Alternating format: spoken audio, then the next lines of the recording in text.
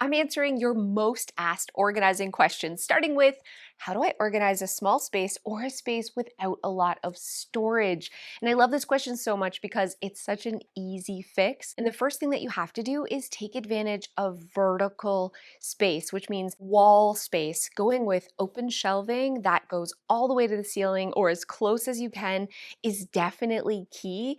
But other things that you can do is look at the back of every door as potential storage. I really love the Alpha door rack from the Container Store because you can load up a door without things falling off or like banging and create a ton of storage. So don't waste the back of a door. Also, looking at under your bed. Under your bed is the most underutilized storage in your home. So get some rollout containers that can easily slide in and out to create more storage. And again, when we're talking about wall space, this is probably the biggest thing, but maybe you could put shelving above an existing desk that you have or above a dresser. Or even better yet, talking about a dresser, I recommend in a small space ditching the dresser entirely and going with a calyx cube shelving unit from IKEA. And in the bottom, get nice solid bins to put all of your clothing in so it acts like a dresser, but above you have all this extra storage. So it takes up the same amount of floor space that a dresser would, but you're really like optimizing every square inch. Another thing you have to do in a small space or limited storage is make sure that your furniture is doing double duty. So a coffee table should have storage, whether it's baskets or end tables have to have storage.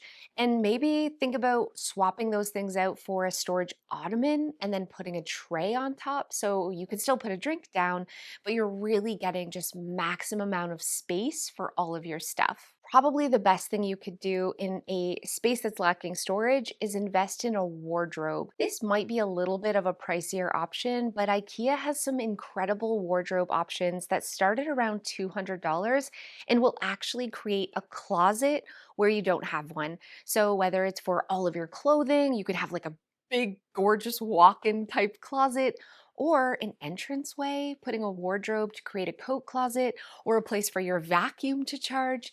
This could absolutely change your life. And again, you could do this for around $200 a unit. Next question is, how do you organize the same house when there's lots of different organizing styles? There's actually a golden rule. I call it the Clutterbug golden rule, and that is you always default to the visual organizer and to the macro or non-detailed organizer, which means butterflies always win.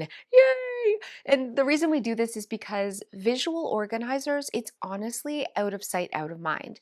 So we can't hide all of their important things away because they'll forget they have them.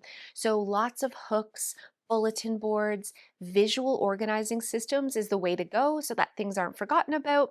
And going for a less detailed approach, so more big categories, lots of containers without any lids, so people can toss their things away really quickly. If you're like, I don't want to see all my stuff, Cass, but I live with someone super visual, a really good way to kind of blend this together is by getting a lot of big containers with no lids that are all the same color or all the same kind of texture or pattern, and then adding labels. This will give you that like visual simplicity you're craving, so it'll make it feel like it's not a lot of stuff, but the label makes it really visual for the visual person. So this is the perfect way to combine styles and make everyone happy.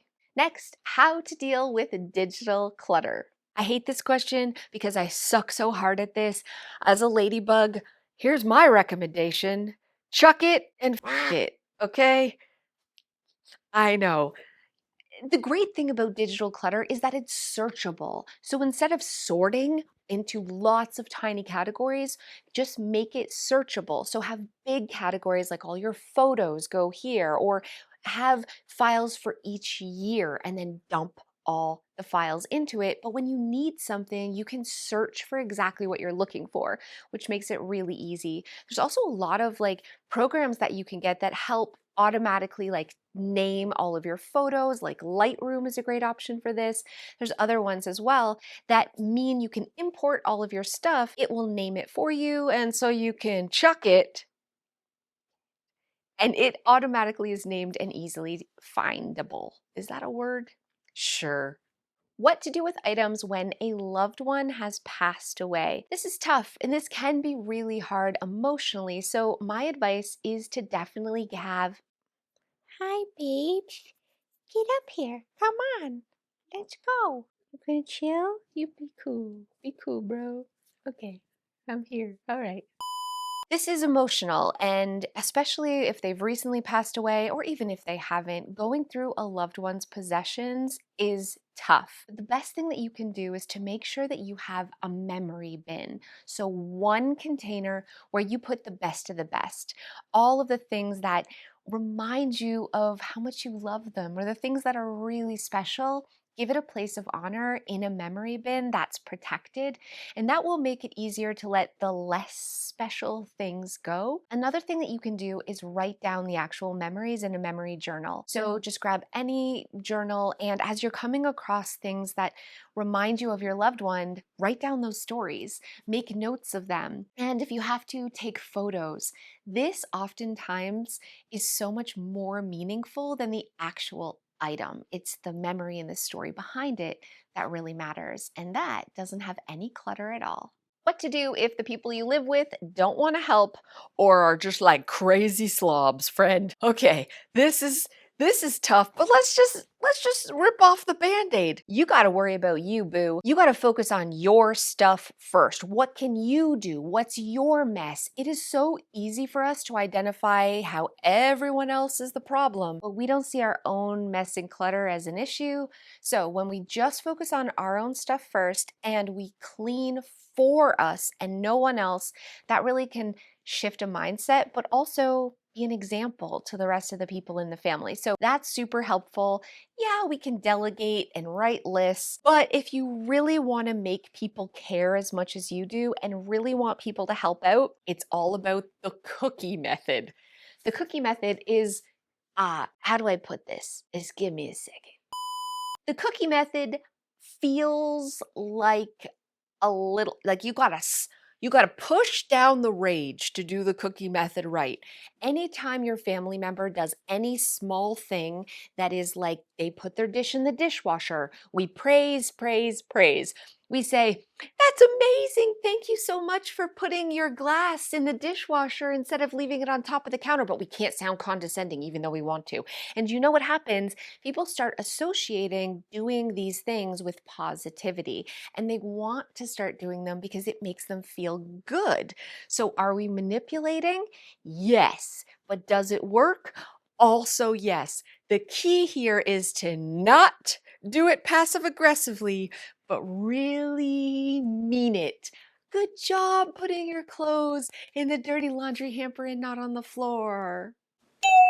Next, how to help other people declutter, especially maybe aging parents or kids who are really wanting to hold on to everything or struggling with disorganization. And I love this, it kind of goes with the last question. The method that you want to use is something called the yes no method. So you let the person know that there is no pressure and they don't have to do anything at all except answer yes or no.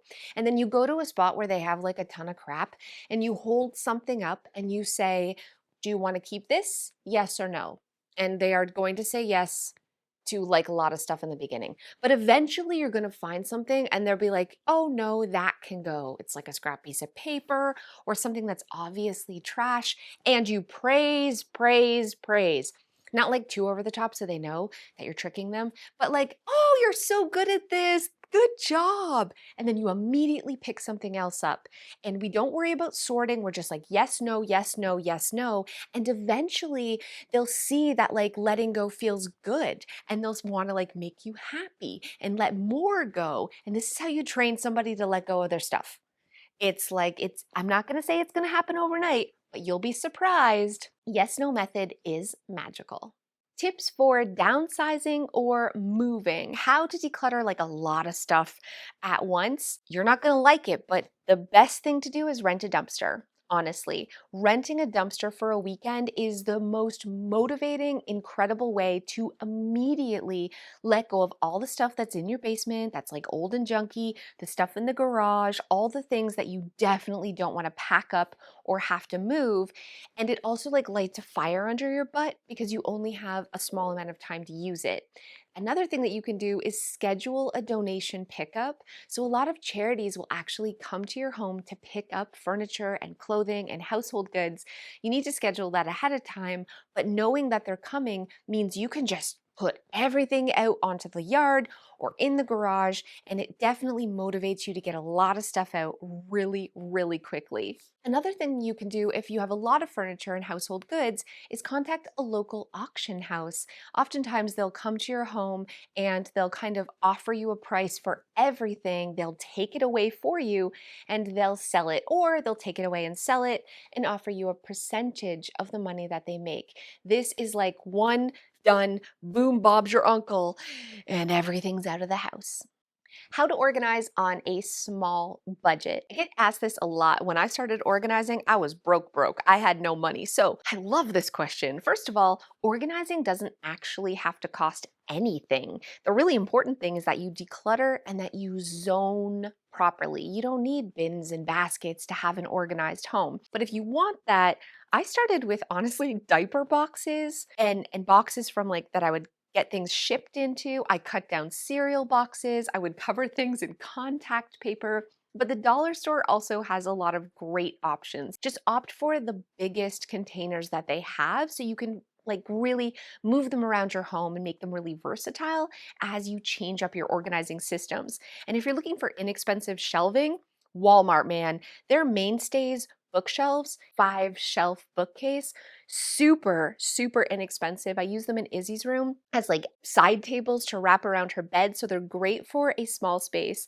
on a really small budget. The cat is up to no good. What are you doing? You're so cute. Playing with the moss and pulled it. He's literally playing with the moss right now.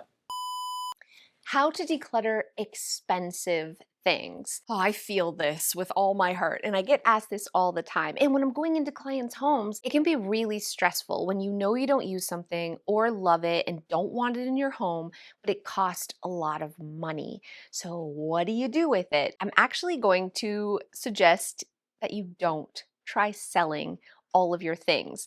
A really great thing that you can do is come up with a limit. So, $50. If I can't get at least $50 for this thing on Facebook Marketplace, I'm just going to donate it. That's really helpful. And even if the thought of that really gives you anxiety, here's something that helped me. The money has already been spent. You are not richer for holding on to that item, and you won't be poorer for letting it go. The money's gone. All you're doing is now wasting space by holding on to it. So that is like something that can help you just let it go, move on, forgive yourself, and embrace an easier, more simplified life. And last but not least, how to deal with big collections. The Slub Comes Clean, Dana K. White, she has something called the container concept. And this is it, man. This is where it's at, especially for collectors. And what this concept is, you only have as much space as you have. So you dedicate one shelf or one like storage unit, and you can only keep what fits. So you shop your favorite first, right? And put all the things you love the most, and anything that's left over that doesn't fit, that's gonna go. It doesn't mean that you don't still like it. It just means it's your least favorite and you're putting limits and boundaries so that your whole house doesn't look like Santa's Christmas Village. Okay? You can't have our whole house looking like Santa's Christmas Village up in here. The container concept. This was super fun. Do me a favor. If you have a question and you want me to answer it, put it in the comments below. We'll do this again, and I'm going to give you personalized help for your custom organizing question. Thank you guys so much. Make sure you like and subscribe, and I'll see you guys next time. Thank you so much for those of you who have stayed to the end. I need your help. Because listen, this year, right? I was all like, I'm gonna get healthy and fit, and it is February 18th. And guess what I've done so far? That's a big fat nothing burger. So I'm gonna do a 30-day challenge starting at the beginning of March For 30 days, I'm gonna commit. I'm in it to win it. It's an all or nothing, even though I say that's a bad thing. This is what we're doing. So I would love your advice on a 30-day either fitness or eating or something challenge that I can do for the month of March. If you know of one, I could do multiple too. I could be like no eating sugar, clean, 20 20 20. Like I'm gonna just give it my all, friends, for 30 days because that seems doable. So let me know in the comments below if you've tried something or you've heard of something. I'm also gonna like hypnotize myself at night because I heard this is helpful. I got an app that like tells me you don't like junk food while I sleep.